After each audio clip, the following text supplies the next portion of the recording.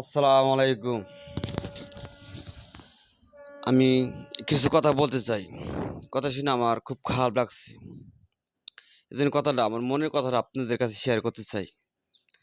দয়া করে কথাটা শুনবেন। বাপ বেটা মিলে একটা শিশু একটা বাচ্চারে ধর্ষণ যে করলো, কিভাবে করলো? একটা তার বাপের বয়সী, তার বড় ভাইয়ের বয়সী লোকটা, বাপ বেটা, তার বোনের বয়সী, তার মেয়ের বয়সী রে কিভাবে এরকম নির্যাতন করলো? এটা কি সম্ভব?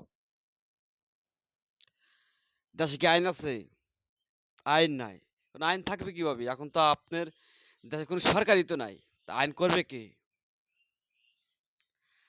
তাহলে যে জনগণ আছে, পাবলিক যে আছে, তাহলে পাবলিক ওগুলো জুতা মারুক। তো সরকার যদি এই কাজটা করার সাহস না পায়, এই বিচার করতে যদি সরকার যদি বিচার করতে যদি সাহস না পায়, উম যদি তাহলে আমাদের এই পাবলিকের কাছে ছাইড়ে দিক বিচার। পাবলিক কি করে? আইন আছে, পুলিশ প্রশাসন টাকা দেয়া হলো মানুষ বেঁচে ফেলায়।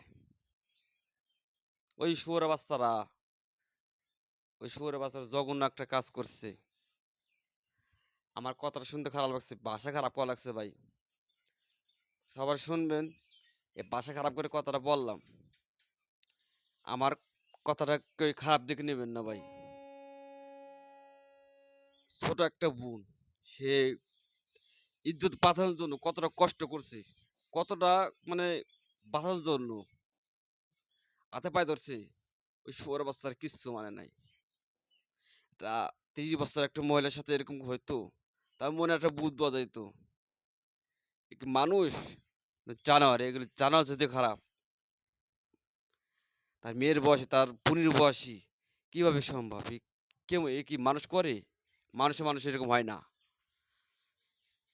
ইয়া পুলিশ প্রশাসন যে এনতেই আছেন, যে এই ভাইরা শুনতেছেন পুলিশ প্রশাসনের কথা বলছি আমি। এরকম বিচার যদি আপনারা না করেন, তাহলে দেখবেন কি মাসের পর মাস দেখবেন কি পুরুষ মানুষ এমন জঘন্য পুরুষ মানুষ ঘরের ভিতরে যাইয়া মহিলাকে ধর্ষণ করে আবার আসবি। কেন? দেশের তো কোনো আইনই নাই। যত একটা শিশু বাচ্চারে ধর্ষণ করছে বাপ বেটা মিলে। তাই যদি আপনার আইন হইলো বিচার পাইল না, তাহলে একটা মহিলার একটা পুরুষ মানুষ মহিলাকে ঘরে বসে ধরে বাপ মার সামনে দর্শন করে আসবি, এটা কোনো গ্যারান্টি আছে নাকি? যদি আইনই নাই তাহলে এইসব তো কোনো আইন পাবে